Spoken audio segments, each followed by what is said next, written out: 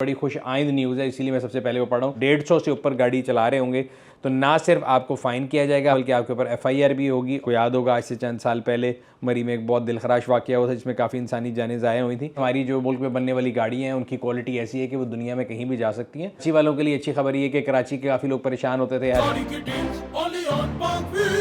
अस्सलाम वालेकुम पाक व्यूअर्स, मेरा नाम है सुनील मंज और पाक व्यूअर्स वीकली के एक और एपिसोड था अभी खिदमत हाजिर हैं। सबसे पहले आप सबको रमज़ान मुबारक। पिछले वीकली में मैंने आप लोगों को बताया था कि शायद पेट्रोल की प्राइसेस जो है पेट्रोल बम गिरने जा रहा है और एक्सपेक्टेशन ये थी कि प्राइसेस ऊपर जाएंगी, but on the contrary government ने प्राइसेस डिक्रीज़ की हैं। पेट्रोल की प्राइस में सिर्फ 50 पैसे का डिक्रीज़ है और डीजल की प्राइस में 5 रुपये 31 पैसे का डिक्रीज़ है। सो अगेन कई लोग हैं वो कहेंगे जी 50 पैसे डिक्रीज़ करके कौन सा एहसान किया है, बट जब रिपोर्ट्स ये आ रही थी कि 5 रुपये इंक्रीज़ होगा वहाँ पे 50 पैसे का डिक्रीज़ समझ लें कि हमारे 5.5 रुपये बच गए उस लिहाज से। और डीजल के अंदर 5.31 यानी कि 5 रुपये 30 पैसे का वाकई रिडक्शन की गई है। सो उस लिहाज से जो बुरी न्यूज़ हम एक्सपेक्ट कर रहे थे वो नहीं आई।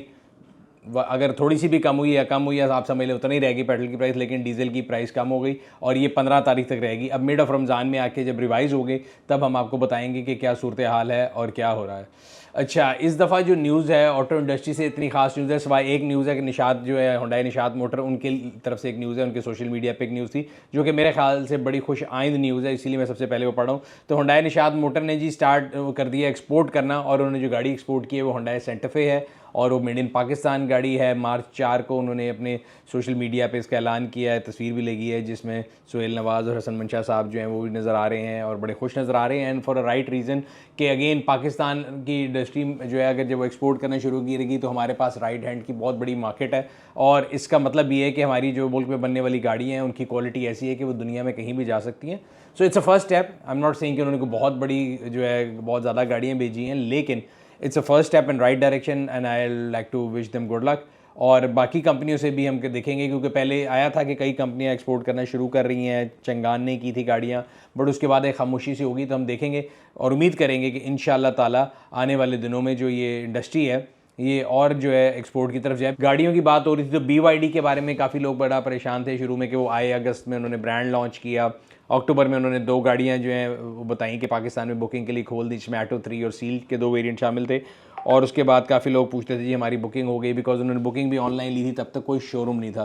तो अब तो ऑफिशियली उनका कराची में जो है मेट्रोपोल के ऊपर जो है रिटेल स्पेस ओपन भी हो गई है और अगर आपने गाड़ी बुक करानी है तो आप फिज़िकली भी जा सकते हैं, ऑनलाइन भी कर सकते हैं। और उसके साथ साथ खुशाइन बात यह है कि इनकी जो पहली जो है गाड़ियों का था ना डिलीवरीज़ वो शुरू हो गई, जिनमें सील की डिलीवरीज़ लास्ट वीक की गई थी।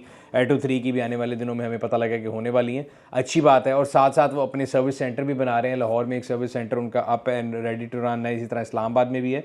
सो अगेन अब ये गाड़ियाँ पाकिस्तान की मार्केट में आ चुकी हैं। अक्सर लोग पूछते हैं जी इलेक्ट्रिक गाड़ियों का फ्यूचर क्या होगा, तो again it's a chicken and egg problem. हमारे यहाँ पे अभी तक जो है वो इसलिए इतनी इलेक्ट्रिक गाड़ियाँ नहीं आ सकी क्योंकि गाड़ियाँ कम थी तो चार्जर भी कम थे, नेटवर्क कम था। बट अगेन गवर्नमेंट ने एक पॉलिसी बनाई थी, नीका जो है उन्होंने एक पॉलिसी दी है जिसके तहत आप अगर चार्जर के लिए अप्लाई करते हैं तो 50,000 रुपये ज़र ज़मानत से आप चार्जर अप्लाई कर सकते हैं। 15 दिन के अंदर आपकी अप्रूवल हो जाएगी इंशाल्लाह और फिर आप वो चार्जर लगा सकते हैं जिसको DC चार्जर है, कमर्शियल चार्जर बोला जाता है। ना सिर्फ ये बल्कि उस DC चार्जर के लिए जो बिजली आएगी उसका रेट भी प्रेफरेंशियल होगा। अगर आपको आम तौर पर बिजली का रेट वेरी करता है डिफरेंट इलाकों में, प्राइवेट सोसाइटीज़ में ज़्यादा है, जनरली कम है, यानी 55 से 70 रुपये के ग्राम वेरी करता है। लेकिन अगर आप ये चार्जर लगाएंगे तो जो चार्जर के लिए बिजली है उसका रेट 39 रुपीज़ होगा।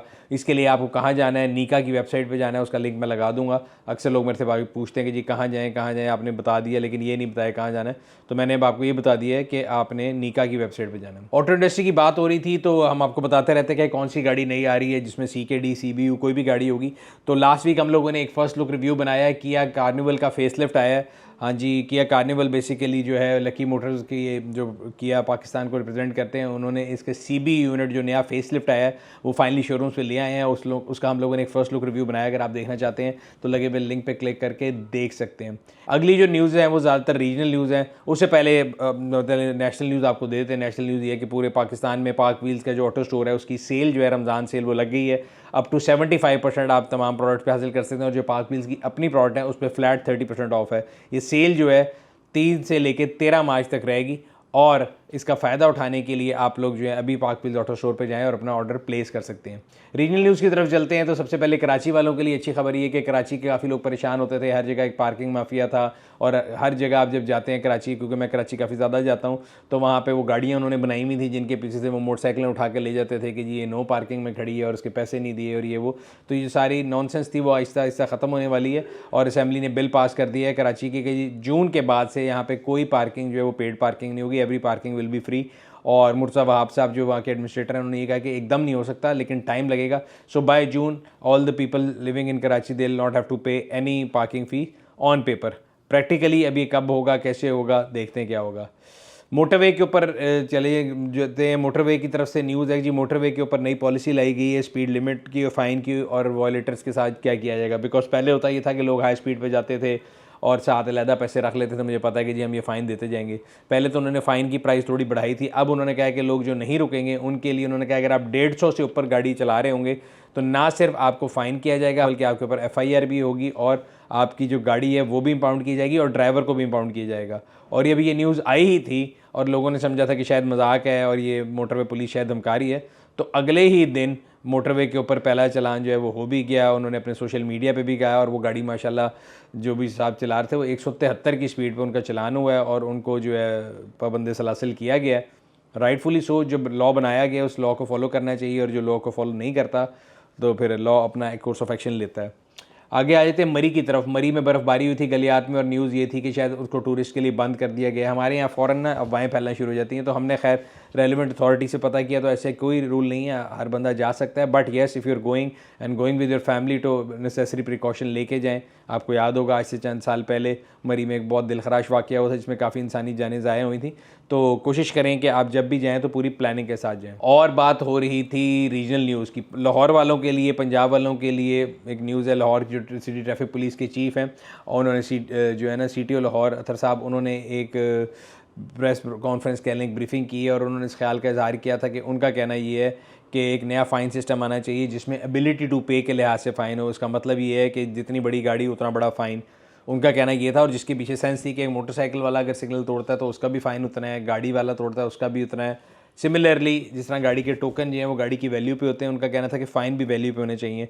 सो उन्होंने जो प्रपोज़ किया उसमें वो ये कह रहे हैं कि जो लग्जरी व्हीकल या SUV है उसका फ़ाइन 5 गुना होगा, पब्लिक ट्रांसपोर्ट का 3 गुना होगा और मोटरसाइकिल का जो नॉर्मल है वही रहेगा। अब इसकी इम्प्लीमेंटेशन कैसे होगी, कब होगी, इस बिल को कैसे पास किया जाएगा, वो भी आपको थोड़ा टाइम के साथ पता चलेगा। इसी तरह ट्रैफिक पुलिस ने जो स्ट्रक्चर किया है, रिक्शा ड्राइविंग लाइसेंस का एक नया स्ट्रक्चर जो है वो लेआउट किया है। अगर आप वो पढ़ना चाहते हैं तो उसका भी मैंने लिंक लगा दिया है। कराची की 3 सड़कों पे, मेजर सड़कों पे अगर आपने हेलमेट नहीं पहना होगा तो आपकी कोई एंट्री नहीं होगी। सो अभी पहले मैंने आपको पंजाब के बारे में बताया कि पंजाब के अंदर ट्रैफिक पुलिस जो है वो जो है अब थोड़ा चुकन्ना हो गई है और उन्होंने पहले आपको बताया था कि पिलियन राइडर के लिए भी लाजमी किया था हेलमेट पहनना। फिर उन्होंने कहा कि वो डिफरेंट फाइन के रिस्ट्रक्चर कर रहे हैं। तो कराची की भी 3 मेजर रोड के ऊपर अगर आपने हेलमेट नहीं पहना होगा तो कोई एंट्री नहीं होगी। इससे पहले लाहौर के अंदर भी इन्होंने हेलमेट फ्री जोन्स बनाए थे और इस तरह के इकदाम किए थे कि आपको पेट्रोल नहीं मिलेगा, जिससे काफ़ी बेहतरी आई।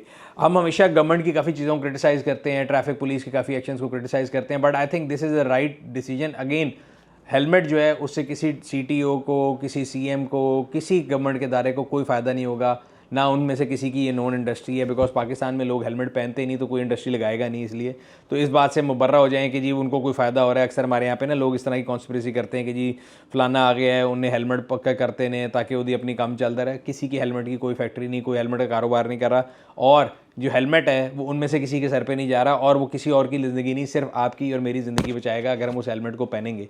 एक्सीडेंट जब होता है मोटरसाइकिल पे, आप एक्सपोज होते हैं किसी भी चीज़ को और हेड इंजरी के तौर पे अगर लग जाए तो हेड इंजरी की वजह से बहुत ज़्यादा अमवात होती हैं और इसका डेटा मौजूद है। तो इसलिए आपको ज़रूरी है कि आप ये करें। और एक मैं आर्टिकल पढ़ा था पाक व्हील्स के ऊपर कि मोटरसाइकिल राइडर जो है वो सेफ्टी को क्यों इग्नोर करते हैं, तो वो भी आर्टिकल अगर आपने पढ़ना है तो मैं लिंक लगा दूंगा। उसकी बेसिक वजह ये थी कि जी कोई रूल्स नहीं है तो गवर्नमेंट अब रूल्स लेके आ रही है। सेफ्टी के लेसन्स नहीं है, लाइसेंस बनना बड़ा आसान था, अब जो है ना वो बेहतर होना शुरू हो गया है। एक आर्गूमेंट दिया जाता है कि जी मनी प्रॉब्लम है, मैं उस आर्गूमेंट को बाय नहीं करता। अगर आप मोटरसाइकिल ख़रीद सकते हैं जो मिनिमम 35,000 रुपये का है तो 1000, 1200, 2000 का हेलमेट भी ख़रीद सकते हैं जो कि आपकी जान को बचाएगा।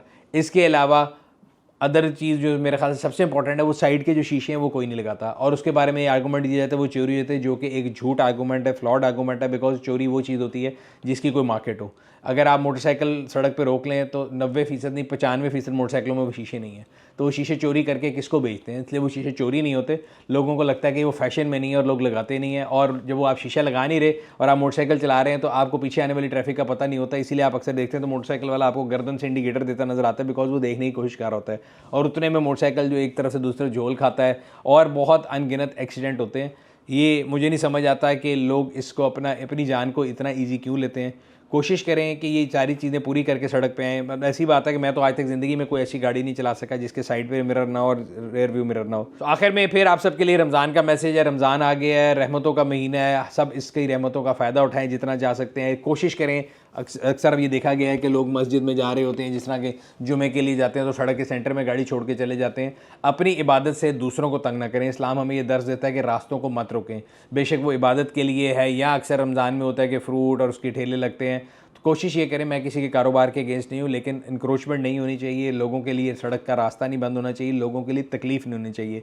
हम इस माह रमज़ान से बर्दाश्त और रवादारी का सबक सीखें। सड़कों के ऊपर जो रोड रेज है उसको कम करें, इंक्लूडिंग माई सेल्फ। मैं खुद बहुत ज़्यादा जिसे कहते हैं ना इम्पेशेंट हो जाता हूँ, तो कोशिश ये करनी चाहिए हमें कि अपने अंदर क़ुव्वत बर्दाश्त पैदा करें और कोशिश करें कि लड़ाई और ये जो इस तरह की चीज़ें उनको अवॉइड करें, और रमज़ान की जो हकीकी रूह है जिसमें रवादारी बर्दाश्त जो है ना वो अपने अंदर लेके आएँ। ये था आज का वीकली। उम्मीद करते हैं आपको पसंद आया होगा। अगर अभी तक आप लोगों ने हमारे यूट्यूब चैनल को सब्सक्राइब नहीं किया हुआ, सब्सक्राइब कर लें, बेल आइकॉन पर क्लिक कर लें ताकि आपको तमाम आने वाली वीडियो के बारे में नोटिफिकेशन मिलता रहे। आपसे अगली वीडियो में मुलाकात होगी, तब तक अपना और अपने गिरदन वाकिलों का ख्याल रखिएगा। शुक्रिया।